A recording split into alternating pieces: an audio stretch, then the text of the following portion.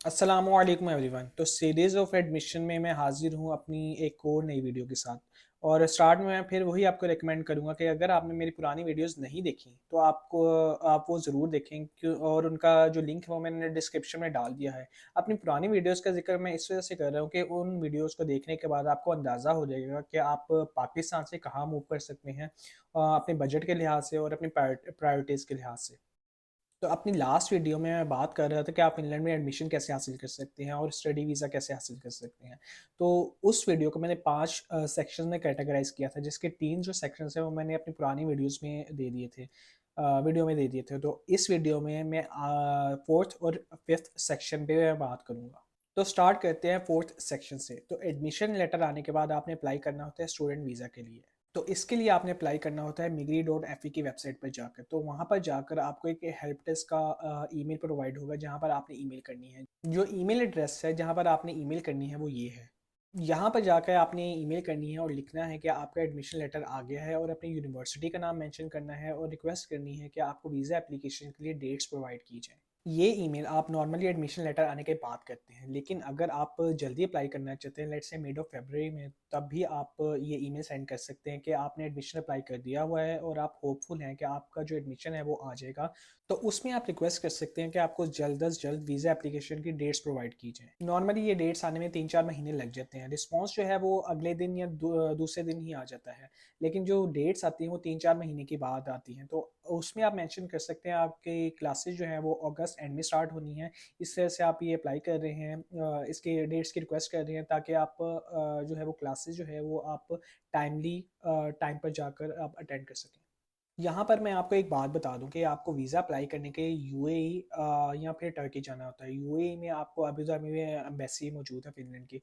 पाकिस्तान में फ़िनलैंड की एम्बेसी नहीं है, लेकिन अगर आप टूरिस्ट वीज़ा अप्लाई करते हैं तो फिर आप नॉर्वे एम्बेसी के थ्रू भी अप्लाई कर सकते हैं। और स्टूडेंट वीज़ा के लिए अगर आप बहुत लकी हैं तो इस्लामाबाद में वीएफएस के लिए भी आपको रिकमेंड किया जा सकता है, क्योंकि ये जो केस है बहुत ही रेयर होता है, लेकिन ये मेरे केस में हो चुका है। मुझे अबू धाबी जाने से पहले वीएफएस ही रिकमेंड किया गया था इस्लामाबाद के लिए। और एक और बात, अगर आप उस वीएफएस की ऑफ़र को एक्सेप्ट नहीं करते हैं तो मतलब कि एक टाइम फ्रेम दिया होता है, उसके दौरान अगर आप उसको एक्सेप्ट नहीं करते हैं तो आपकी वो जो वीएफएस की डेट्स हैं वो आपको नहीं दी जाती, तो फिर आपको अबू धाबी ही विज़िट करना होता है। और मीनवाइल इस दौरान आप अपनी जो फ़ी है वो आप अपने ही बैंक अकाउंट से डिपॉज़िट करवाएँगे फ़िनलैंड की यूनिवर्सिटी में, जिसका दौरानिया तकरीबन एडमिशन लेटर आने के बाद 15 दिन से लेकर 30 दिन तक होता है। ख़ैर, मीनवाइल जो डॉक्यूमेंट्स आपने रेडी करने हैं वो उसमें जो आपका जो डॉक्यूमेंट है वो आपका वैलिड आईडी कार्ड और वैलिड पासपोर्ट होना चाहिए। उन सब का एक तो आपका अपना, या फिर अगर आप स्पाउस के साथ या बच्चों के साथ जाना चाहते हैं तो उन सब का भी वैलिड आईडी कार्ड और वैलिड पासपोर्ट होना चाहिए। उसके अलावा आपके सारे एजुकेशनल डॉक्यूमेंट्स रेडी होने चाहिए, और फिर सबसे अहम बात जो है वो आपकी bank statement. Bank statement Finland visa के लिए एक इंतहाई अहम डॉक्यूमेंट। तो बैंक स्टेटमेंट अगर आप अकेले स्टूडेंट हैं तो उसकी रिक्वायरमेंट 6,720 यूरोज़ करंटली है, जो कि पाकिस्तानी नॉर्मली अभी तक 2 मिलियन तक है। और अगर आप अपने स्पाउस के साथ जाना चाहते हैं तो उसको प्लस कर लें, जो कि 13,500 यूरो तक बनता है, जो कि फिर 4 मिलियन तक पहुंच जाता है। तो मैं आपको ये रेकमेंड करूँगा कि आप जो रेट्स हैं उनके फ्लक्चुएशन से बचने के लिए आप तकरीबन 5 मिलियन पीकेआर अपने जो बैंक में है वो रखवा लें। और बैंक स्टेटमेंट जो आपने प्रोवाइड करनी है वो मेन एप्लीकेंट के बैंक अकाउंट में ही पड़ी होनी चाहिए। जैसे लेट्स से आपका एडमिशन आया है और आप मेन एप्लीकेंट हैं तो आप ही के अकाउंट में होनी चाहिए। और ये बैंक स्टेटमेंट एटलीस्ट 6 महीने पुराने से लेकर करंट तक होनी चाहिए।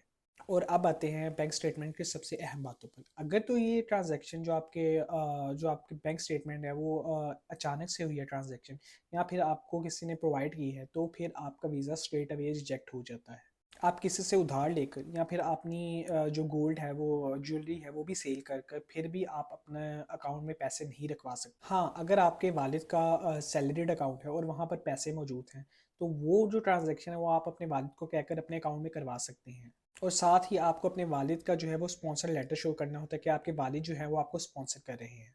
और बस इसमें एक जो मुझे समझ में आया था वो एक एक्सेप्शनल केस ये है कि आपके पास अगर कोई घर है या फिर कोई ज़मीन है, तो वो आप सेल करके जो रकम है वो आप अपने अकाउंट में ट्रांसफ़र कर सकते हैं, और जो रकम के अगेंस्ट जो आपने वो जो डीड है जो ज़मीन की डीड है वो आपने दिखानी है कि आपने जो ज़मीन सेल करके ये आपको पैसे आपके अकाउंट में आए हैं, और जो डीड है वो आपको नोटरी करवानी पड़ेगी।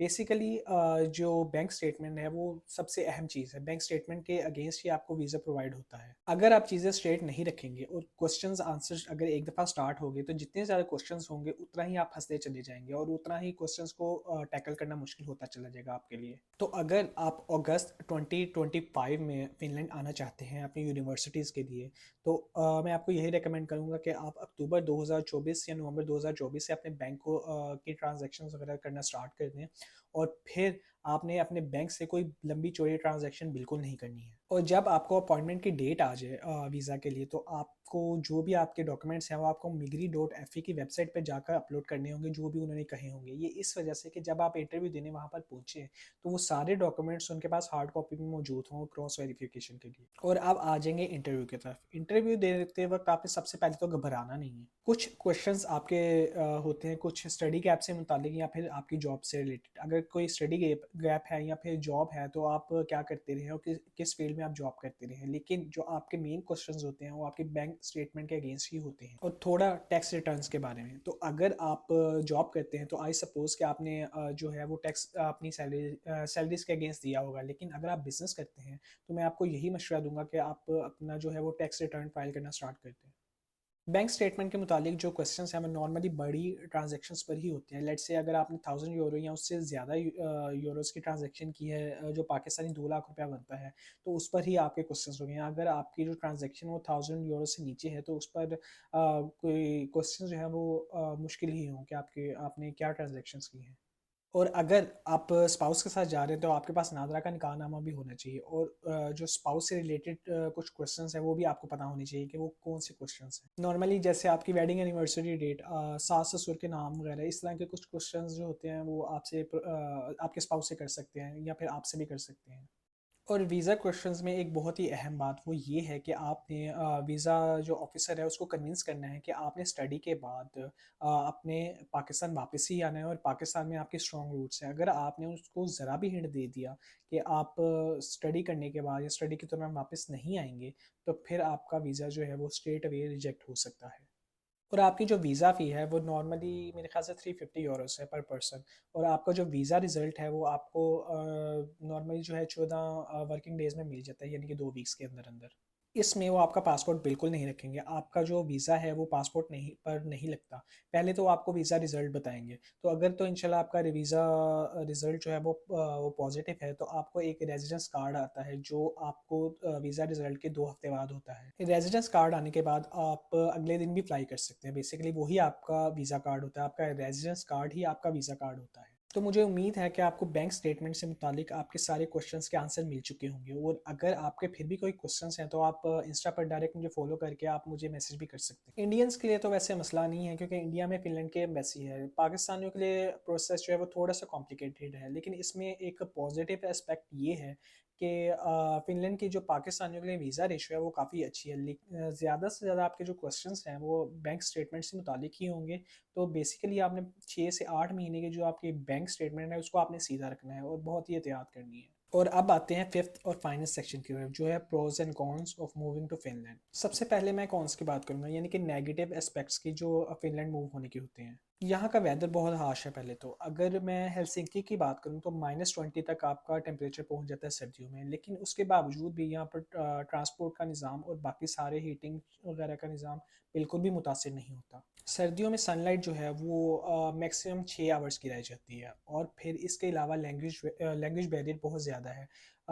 वैसे तो फिनिश सारे इंग्लिश बोलते ही हैं ऑलमोस्ट, लेकिन फिनिश लैंग्वेज दुनिया की डिफ़िकल्ट लैंग्वेजेस में से एक लैंग्वेज है, और आपको जॉब्स हासिल करने के थोड़ी सी स्ट्रगल करनी पड़ती है। और स्टूडेंट वीज़ा पर आपको लिमिटेड आवर्स वर्क अलाउ होता है एज़ कम्पेयर टू स्वीडन। और अब आते हैं प्रोज की तरफ, यानी कि positive aspects of moving to Finland. सबसे पहले तो ये कि फिनलैंड जो है वो कंटिन्यूस कुछ ईयर से दुनिया की हैप्पीस्ट कंट्री है। एजुकेशन हेल्थ बिल्कुल फ्री है और पेंशन बेनिफिट्स भी बहुत अच्छे हैं। बेसिकली ये एक सोशल वेलफेयर इकोनॉमी है। स्टूडेंट्स को 30 आवर्स अलाउड है पर वीक काम करना, जो कि मैक्सिमम कंट्रीज़ में जो जैसे इंग्लैंड है, ऑस्ट्रेलिया है, वहाँ पर 20 आवर्स अलाउ होता है स्टूडेंट्स को काम करना।